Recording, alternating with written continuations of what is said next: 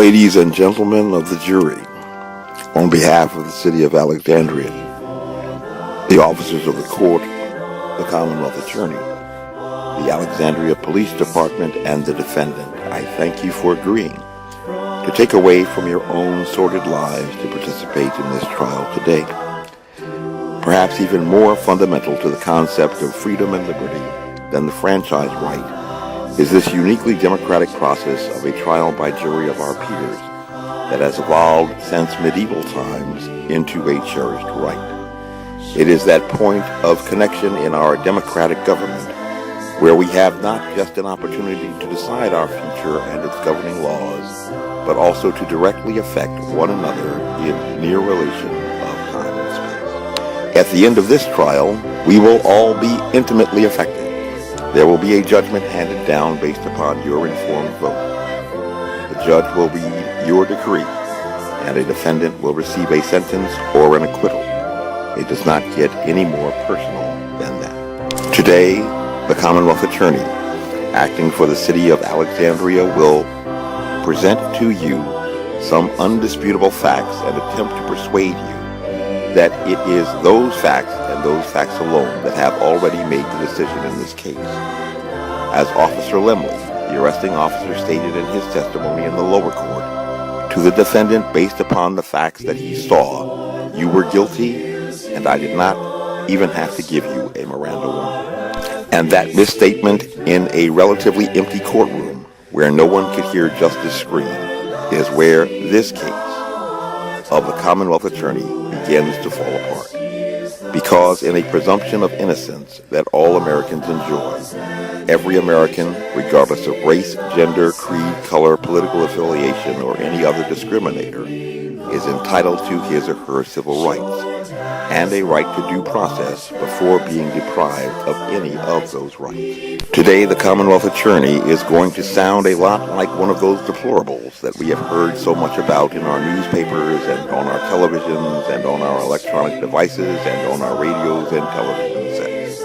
The Commonwealth Attorney is going to talk to you about the rule of law and law and order, those themes that many called code words during the 1968 presidential race of Richard Nixon, and that have a darker history that dates back to medieval times. Law and order was very harsh in medieval times. Those in charge of law and order believed that people would only learn how to behave properly if they feared what would happen to them if they broke the law.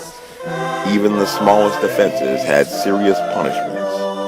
I don't know if you know to any degree the long and venerable history of law and order before the great Southern strategy of Richard Nixon. But a part of arguing a case is also to be a teacher for a jury and a court to prepare for a final exam. And in 13th century England, the judicial system for law and order consisted of only 3 ordeals. One of these trials or ordeals was a trial by fire, in which a person held red-hot irons in his hands while doing a sort of field sobriety test of walking just 3 paces. After the trial, the hands were bandaged for just 3 days, and if the wounds had healed, you were adjudged innocent. There was also a trial by water in which you were submerged, and a trial by combat to the death, with equally medieval concepts of justice without real evidence, or as some today mockingly call faith. But the system stood for centuries, not so much because the rulers believed in a divine power, as the people did, but because the oligarchy of nobles realized fully that they were outnumbered and that the peasants had to be held under control and fear the law. And in these dark age concepts of justice, the trial by jury emerged. And in these dark age concepts of justice, the trial by jury emerged. But with such a long history of oppression, it was not immediately welcomed by the common man, because he had been taught to fear the law.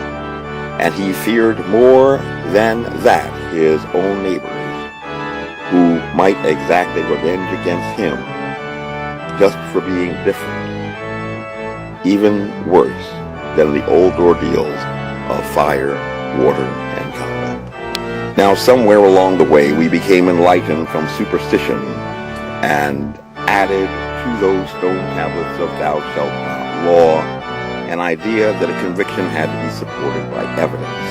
And somewhere along the way, we became more educated and enlightened about justice, imparting a grant of mercy we often call discretion.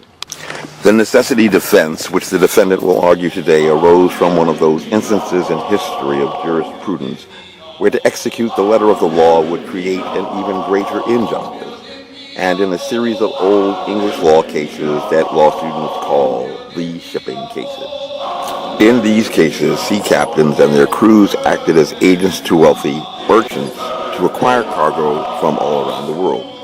But as sometimes happens when a sail on the high seas, the weather did not always cooperate, threatening the ship, the cargo, and the crew, and those sea captains seeking to save their lives and their livelihood on that ship decided to cast the cargo overboard, only to find themselves in a court of law charged with a breach of contract and destruction of property that they did not own.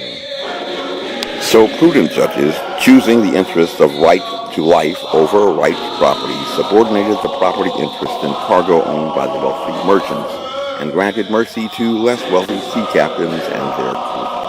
And at each step in our modern legal process, each official in our system of justice is granted broad discretion to prosecute, like Inspector Javert in the story of Les Miserables, or dispense justice like in another matter, like the priest who discovered that Jean Valjean had stolen from his parsonage, but who he set free and gave the gift of his valuable candlestick.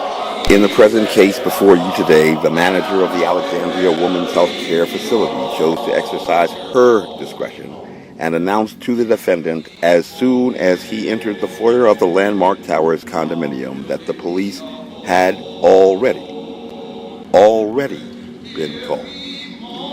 In the present case before you today, the police arrived and exercised discretion to permit all to simply walk away if they agreed to accept a citation, and only one person did. And in the present case before you today, one of the three co-defendants appeared at a trial before a judge just downstairs, in a trial where the Commonwealth attorney refused to dismiss the case and recommended a fine of $500, twice the fine that she had recommended and received against an African-American woman charged with possession of marijuana, but whom the arresting officer did almost everything in his discretion to permit to go away. Yet a kind judge, tempered with a sense of mercy and justice, refused to accept the recommendation and assessed only a fine of $300, which he also further suspended so that the defendant did not even have to pay. And this sets the stage for what you must decide today, sitting as a jury of the facts before this court. And the burning question upon your minds has to be why a person who is permitted to walk away virtually without financial penalty and just a criminal charge of misdemeanor on his record would stand now before you on appeal. And that answer lay in the fact that his is not just a simple case of trespass upon the property of another, but a case involving a compelling necessity defense regarding a very complex and controversial issue of abortion. And in the evidence that the defense will present today, we will examine and discern how that broader national controversy tainted decisions of prosecution in discretion in this case to the point of unlawful practices and abuse of discretion that served to nullify even this arrest and the crime for which he was charged. Just days ago, presented with credible and definitive evidence from the United States Census Bureau pertaining to the effects of abortion upon the African American race, of which the defendant before you is very much a part, Senator Tim Kaine sent a personalized letter to the defendant to inform him that he did not care about the evidence of an adverse impact upon up to 13% of the born-alive American population. And he wrote, "We all share the goal of reducing unwanted pregnancies. The right way to do this is through education and access to health care and contraception, rather than by restricting or criminalizing a woman's reproductive decisions." Yet the defendant merely asks the senator to request a warning to African American women based upon credible evidence that the exercise of their choice for an abortion may be detrimental to the continued existence of their race. There is nothing criminal nor restrictive in education to inform any people. Yet in this matter before the court, it is only the defendant who stands as a criminal, restricted even in his civil rights, for the crime of education to fellow African Americans and persons of color about the consequences of their actions beyond self and to the benefit of others. As we shall demonstrate in trial, he was adjudged guilty months before he even began to think about a criminal trespass while his computer was compromised from a place called Bethlehem. As we shall demonstrate in trial, he was adjudged guilty before he entered the abortion facility waiting room, met at the door of the condominium by the abortion facility manager, all the way from the second floor, who came down to tell him that the police had already been called. As we shall demonstrate in trial, he was adjudged guilty before trial, subjected to violations of his Miranda rights to remain silent and to be represented by an attorney, lest anything that he said or did be held against him in court. Do you understand the rights that you have heard? Do you understand? As we shall demonstrate in trial, he was adjudged guilty before trial, deprived of rights to safety against illegal actions of harassment in violation of federal law. As we shall demonstrate in trial, he was adjudged guilty before trial, subjected to illegal surveillance in violation of the Fourth Amendment, rights against illegal searches and seizures. As we shall demonstrate in trial, he was adjudged guilty before trial, deprived of rights to safety against illegal actions of harassment in violation of federal law. As we shall demonstrate in trial, he was adjudged guilty before trial, denied even his rights to protest in free expression of speech by the arresting authorities who charged him with trespass. As we shall demonstrate in trial, he continues to be adjudged guilty even after the handing down of a reduced fine that he did not even have to pay, while a sitting congressman opposed to his views had friends in private business evict him from his business address because of his views on the issue of abortion. And as we shall demonstrate in trial, he continues to be adjudged guilty even after the handing down of a reduced fine that he did not even have to pay, harassed by law enforcement officers who have abused their discretion in contravention of law to issue a telephonic protective order against him in intimidation with not even the authority of force of law bestowed by a lawful magistrate. We like to believe that these things could not happen here. We like to believe that these things could only happen in a Kafkaesque twilight zone of an America with a K.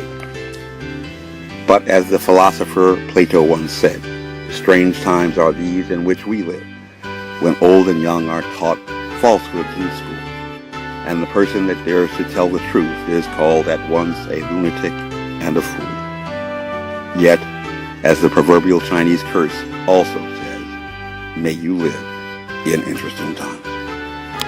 Non incautus futuri is the motto of Washington and Lee University, not unmindful of the future. My name is Major Mike Webb, and I am running for U.S. Congress. Next year, in Jerusalem, in liberty, with honor and excellence, the South shall rise again. Honest.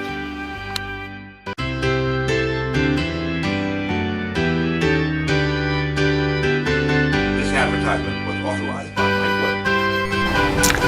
Will Mr. Gorbachev tear down this wall?